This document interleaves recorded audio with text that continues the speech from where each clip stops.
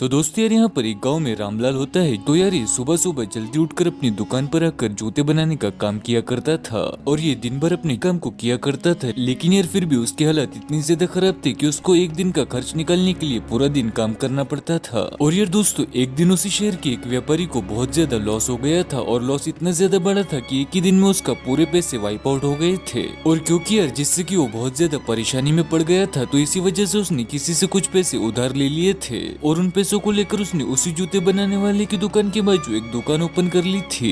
और यार वो व्यापारी भी सुबह जल्दी उठकर अपनी दुकान पर आ जाया करता था और वहाँ पर अपना काम किया करता था। और यार वो दिन भर काम करके शाम को अपनी दुकान बंद कर देता था। अब यार क्योंकि वो एक बड़ा व्यापारी था इसीलिए उसे ये सारे आइडियाज मालूम थे कि अपने बिजनेस को आगे कैसे बढ़ाना है, जिसको कि अप्लाई करने के बाद उस व्यापारी की दुकान में कस्टमर्स की लंबी लंबी लाइन लग गई थी। और यार जैसे ही उस व्यापारी का काम बढ़ गया था तो उसने अपने साथ एक और आदमी को काम पर रख लिया था। अब वो व्यापारी सिर्फ यहाँ पर सेल्स का काम देखा करता था और दूसरा आदमी उसका काम किया करता था, जिससे कि उसके जूते भी रेडी हो रहे थे। और यार ऐसे ही करते करते उस व्यापारी ने कई सारे लोगों को अपने नीचे काम पर रख लिया था और अब वो सिर्फ कैश काउंटर पर बैठकर कैश गिना करता था और बाकी का सारा काम उसके लोग देखने लगे थे। और यार उस व्यापारी का बढ़ता हुआ काम देखकर और अलग अलग लोगों से उसकी तारीफ सुनकर उसे बड़ी बड़ी डील्स मिलने लगी थी। और यार फिर वो एक दिन उस पोजीशन पर पहुंच ही गया जिस पोजीशन पर वो पहले हुआ करता था। और यार ये चीजें होते हुए रामलाल बड़े दिनों से देख रहा था और वो इस सोच में पड़ गया था कि यार इसने मुझसे कितना लेट इस काम को स्टार्ट किया था, लेकिन फिर भी आज कितनी ज्यादा ऊपर की पोजीशन पर पहुंच गया है। तो इसे ऐसा क्या आता है जो कि मुझे नहीं आता।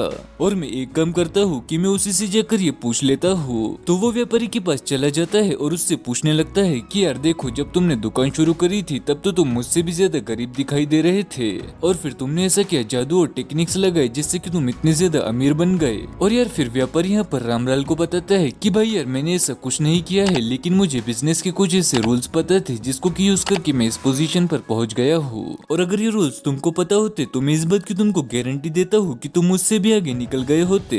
अब यार देखो यार दोस्तों, हम में से कई सारे लोग ऐसे होते हैं जो कि ये सोचते हैं कि यार ऊपर वाले ने हमारी किस्मत में जो लिखा है हमें वही मिलेगा, और अगर हमारी किस्मत में अमीरी लिखी है तो हम अमीर जरूर से बन जाएंगे, लेकिन हमारी किस्मत में अगर गरीबी लिखी है तो हम कितनी भी कोशिश कर ले गरीबी रह जाएंगे। लेकिन यार दोस्तों इसमें हम ये भूल जाते हैं कि अगर हम किसी चीज को हासिल करने के लिए हमारे पूरे एफर्ट्स लगाते हैं तो हम हमारी किस्मत को खुद ही लिख सकते हैं और उसे चेंज भी कर सकते हैं। बस यार इसके पीछे हमको चीजें कैसे काम करती है इसके कुछ रूल्स होते हैं, ये हमें पता होने चाहिए, फिर चाहे वो पैसों से जुड़े हो या फिर लाइफ से जुड़े हो। और यार अगर आपको पैसों से जुड़े रूल जानने हैं तो बिल्कुल ये वीडियो आपके लिए है, जिससे कि आप अच्छी खासी वेल्थ भी बना सकते हो। यहाँ पर रूल नंबर 1 आ जाता है, you must fight for a better money mindset. और यहाँ पर व्यापारी रामलाल को क्वेश्चन करते हुए एक चीज पूछता है कि क्या तुमने यहाँ पर गौर किया है कि इस शहर में ज्यादातर लोग गरीब है, पर क्या कभी तुमने ये सोचा है कि इस शहर में इतने ज्यादा लोग आखिर गरीब क्यों है। और इस चीज के पीछे सबसे बड़ी और मेन वजह है उनकी सोच। और ये हमेशा यही सोचते हैं कि पैसों की कोई लिमिट नहीं होती, जितना भी तुम कमाओगे उतना तुम खर्च कर डालोगे, तो फिर फालतू में इतना पैसा बनाने की क्यों कोशिश करना। और यार ये पुरानी फिल्म्स और पिक्चर देखकर इतने ज्यादा ब्रेन वॉश हो गए हैं कि इन्हें यही लगता है कि जिनके पास ज्यादा पैसा होता है असल में वही अमीर होता है। मतलब यार इनडायरेक्टली ज्यादा पैसों को ही हर मुसीबत की जड़ मानते हैं। और इनमें सबसे ज्यादा बड़ी चीज जिसकी वजह से हमेशा गरीब ही रहते हैं। और ये लोग हमेशा यही सोचते हैं कि ऊपर वाले ने हमें जितने पैसे दिए हैं हमें उसमें ही खुश रहना चाहिए। और फिर वो व्यापारी रामलाल को अपना ही एग्जाम्पल देता है और इससे वो कहता है कि देखो, कुछ दिन पहले मैं भी कितना ज्यादा गरीब हो गया था और उस टाइम पर अगर मैं भी इन लोगों जैसा सोचता और अपनी कंडीशन को एक्सेप्ट कर लेता और कोई चेंज नहीं करता तो मैं भी आज के टाइम में वही गरीब पड़ा रहता। बट मैंने ऐसा बिल्कुल भी नहीं किया और मैंने गरीबी वाले माइंडसेट को हटाकर मनी माइंडसेट को फॉलो किया था। और ये अपनी लाइफ में कभी भी नहीं सोचना कि तुम्हें पैसों की वजह से दिक्कत होंगी। और यार पैसे तो सिर्फ एक टूल है जो कि तुम्हें हर चीज पाने में मदद कर सकता है, जिससे कि तुम बहुत ही ज्यादा अच्छी जिंदगी जी सकते हो और अपनी सपनों वाली लाइफ भी तुम इससे जी सकते हो। क्योंकि हमको किसी भी टाइम पर किसी भी जगह पर घूमने पर और कोई भी चीज खाने की और कोई भी चीज पहनने की फ्रीडम प्रोवाइड करता है। तो इसीलिए अगर तुम्हें भी मेरे जैसा बनना है तो इस पुअर माइंडसेट को हटाकर मनी माइंडसेट को फॉलो करना होगा। और जब तुम पैसों को अलग नजरिए से देखना स्टार्ट करोगे तो तुम्हारे सामने ऐसी कई सारी चीजें आएंगी जो तुम्हें ग्रो करने में मदद करेंगी। और यहाँ पर सेकंड रूल आ जाता है जो कि है reframe the logic of spending less. और व्यापारी यहाँ पर रामलाल से कहता है कि मैंने ऐसा कई सारे लोगों से सुना है कि अगर तुम्हें ज्यादा पैसे बनाने हैं तो तुम्हें ज्यादा सेविंग करनी होगी। और ये सुनने में काफी ज्यादा अच्छा लगता है, लेकिन मैं इसे बिल्कुल भी नहीं मानता हूँ। और जब भी लोगों को ऐसा महसूस होता है कि उनको और पैसों की जरूरत है और उनको पैसे सेव करनी चाहिए, तो वो अपने खर्चों को पूरी तरीके से बंद करने की कोशिश करते हैं और वो ये सोचते हैं कि ऐसा करके हम ज्यादा पैसे बना सकते हैं। लेकिन यार दोस्तों, तुम अपने खर्चों में कंट्रोल करके अपने पैसों को बचा जरूर सकते हो, लेकिन उसे तुम बढ़ा नहीं सकते। और भले ही तुम अपने खर्चों को कितना ही कम क्यों न कर लो, तुम्हारी कमाई तो उतनी ही रहेगी। और यार अगर आपको अमीर बनना है तो आपको यहाँ पर अपने खर्चों को कम करने के बजाय अपने काम को बढ़ाना होगा, जिससे कि आपकी इनकम बढ़ जाएंगी और तुम्हारे पास जब एक से ज्यादा अर्निंग सोर्सेज होंगे तो तुम्हें कोई दूसरा काम करने की जरूरत भी नहीं पड़ेगी। और हमारा तीसरा रूल आ जाता है, the more value you provide the more money you will make. अब यहाँ पर वो व्यापारी रामलाल से पूछता है, अच्छा ये बताओ कि तुम अपनी दुकान पर इतनी देर रात तक क्यों काम करते हो? और वो कहता है कि इसलिए क्योंकि मैं ज्यादा काम करके ज्यादा पैसे बना सकता हूँ। और वो व्यापारी रामलाल से पूछता है, अच्छा ये बताओ कि क्या तुम अपने कस्टमर्स की रिक्वायरमेंट पर कुछ ध्यान दे रहे हो? और यहाँ पर रामलाल उसे कहता है, शायद नहीं, क्योंकि मेरा सबसे ज्यादा ध्यान इसमें ही होता है कि मैं दिन में ज्यादा से ज्यादा जूते बना सकूं। और व्यापारी यहाँ पर रामलाल को यही बताता है कि देखो, तुम सबसे बड़ी गलती यही कर रहे हो कि तुम यहाँ पर सिर्फ ज्यादा से ज्यादा जूते बनाने की कोशिश कर रहे हो और कस्टमर को बिल्कुल भी सेटिस्फाई करने की कोशिश नहीं कर रहे हो।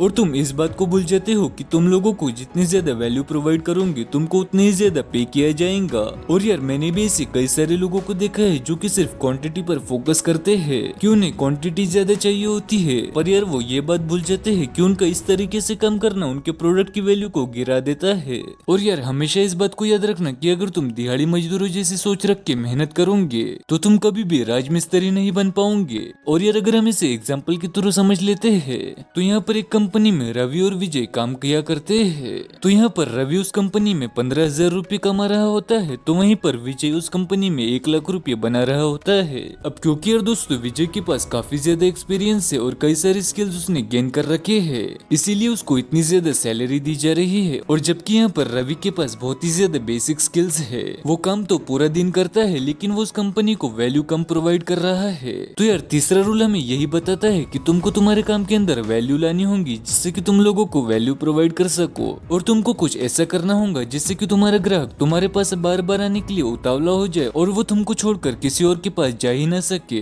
और जितनी ज्यादा वैल्यू तुम लोगों को प्रोवाइड करोगे वो तुम्हें उतने ही ज्यादा फेमस और अमीर बना देंगे।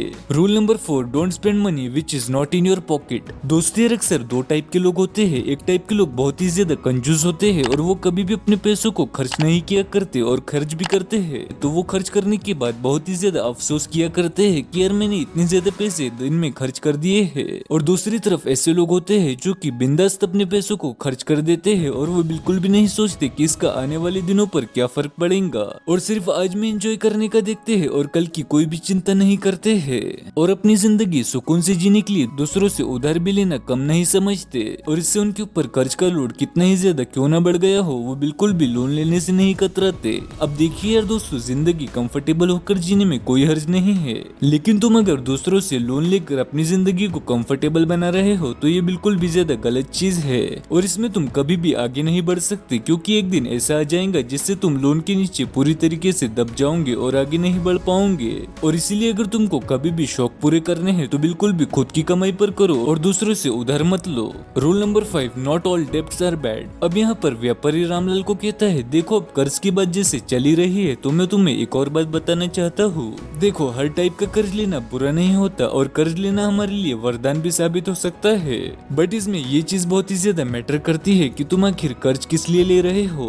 जैसे कि एग्जांपल के तौर पे तुम्हारे पास अगर 2 व्हीलर है और तुम अगर 4 व्हीलर लेने के लिए कर्ज ले रहे हो तो तुमने ये चीज को समझ लेना है कि तुम गलत चीज के लिए कर्ज ले रहे हो, क्योंकि तुम अगेन कर्ज को लेकर अपनी इच्छाओं को पूरी करने की कोशिश कर रहे हो। लेकिन अगर तुम उसी 4 व्हीलर को खुद चलाने की बजाय उसे ओला या फिर उबर पर किसी से इस्तेमाल करवाते हो तो ये तुम्हारे लिए एक और इनकम सोर्स बन जाएगा। और इसलिए यार हमारा 5वां रूल ये है कि अगर तुम कर्ज किसी से लेना ही चाहते हो तो कुछ ऐसी चीज के लिए कर्ज लो जिसका कि आप अच्छा इस्तेमाल कर सकते हो और जो कि तुमको और भी ज्यादा पैसा बनाने में मदद कर सकती है। Rule number 6, know your employees actual worth. अब यहाँ पर व्यापारी रामलाल से पूछता है कि एक बात बताओ, क्या तुमने कभी अपनी दुकान पर किसी को काम पर लगाया है और अगर तुमने लगाया था तो कितनी देर तक काम किया करता था? हाँ मैंने एक बार लगाया था, रामलाल उसे कहता है, और वो 10 घंटे काम किया करता था और उसने ज्यादा टाइम तक मेरे साथ काम नहीं किया और वो खुद ही छोड़ छोड़कर चला गया था।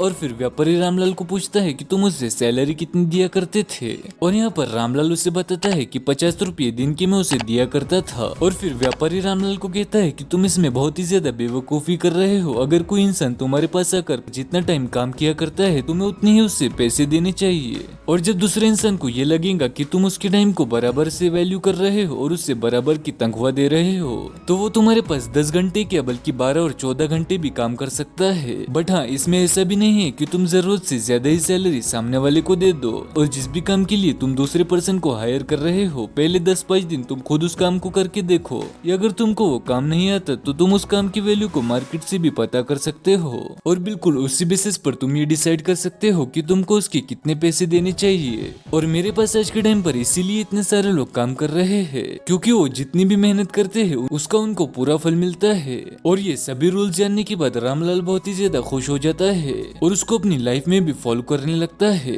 तो दोस्तों यार, मैं उम्मीद करता हूँ कि इस वीडियो से आप लोगों को कुछ न कुछ वैल्यूएबल इन्फॉर्मेशन जरूर से मिली होंगी। और यार, वीडियो अगर पसंद आया होगा तो वीडियो को लाइक और चैनल को सब्सक्राइब जरूर से कर दे। और नेक्स्ट वीडियो आपको किस टॉपिक पर चाहिए ये भी आप मुझे कमेंट में बता सकते हो, और इस वीडियो को आपके दोस्तों, फैमिली मेंबर्स और रिश्तेदारों के साथ भी जरूर से शेयर कर दे।